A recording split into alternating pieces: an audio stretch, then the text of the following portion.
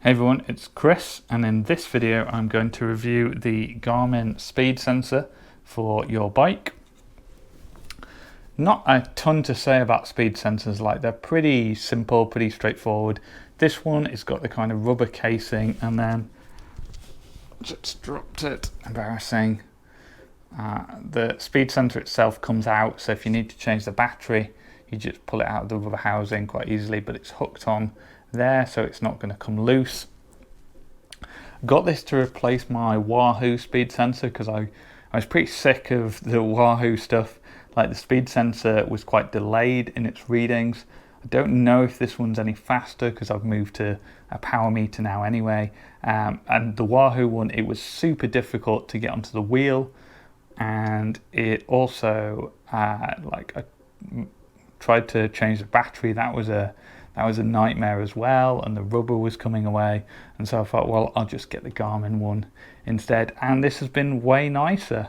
Haven't actually had to change the battery yet so far, but it's super easy in terms of getting it onto the wheel compared to the Wahoo. Just I don't know, the rubber's just a bit longer or whatever, but it's just so much easier to get on. Still a bit of a pain, but compared to the nightmare where I'm like using tools and hooks and stuff on the Wahoo, this one's so much easier. I'll show you now, and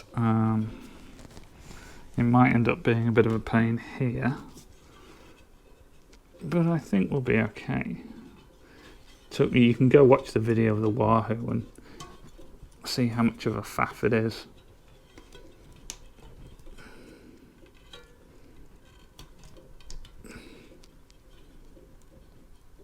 Boom. There we go. That's hooked. And that, my friends, is on. Yeah, go watch the video of me trying to get the Wahoo one on, and you will see how much of a difference there is. And this one, it seems totally secure. I haven't had any problems with, obviously I haven't lost it, or any problems with it coming loose. It's been fine. So I think that stress has been, I don't know why they make the Wahoo one so hard to get on. Before I get a bunch of comments saying, why don't you just put it on the front wheel? Surely you're making life difficult for yourself by putting it on the back wheel where you've got the cassette on one side and the brake disc on the other. If you put it on the back wheel, you can use it on a wheel-on indoor turbo trainer and get a speed reading out of that, whereas if you put it on the front wheel, that won't work. So that's why I put it on the back wheel. If you're not doing any indoor turbo training, or you use a direct drive wheel off thing, then you could just put it on your front wheel and that would be fine, but I always put it on the back for that reason. So yeah, overall not a ton to say about the Garmin Speed Sensor. They're all pretty simple. I like the Garmin one compared to the Wahoo one because the Wahoo one is just so hard to get on, get it off, change the battery. It's all just a massive pain.